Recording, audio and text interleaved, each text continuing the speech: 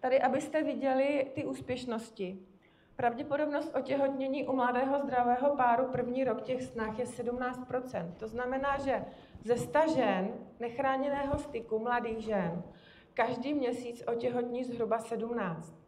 Ty jednodušší metodiky, ať už je to teda vícečetná ovulace nebo inseminace, to znamená, že zavádíme spermie do dělohy v období ovulace, mají úspěšnost maximálně 17%. To znamená, že my těmi jednoduššími metodikami jenom dorovnáváme úspěšnost mladého zdravého páru první rok těch snah. Protože když se tomu páru nedaří po roce těhotnět, tak jediné, co se v tom přístupu změnilo, je ten věk té ženy. To znamená, že po roce nechráněného styku, když žena není těhotná, tak už se nebavíme o 17%, ale bavíme se o pravděpodobnosti pod 17%. Až to mimotělní oplodnění má tu úspěšnost obecně 30 až 50%.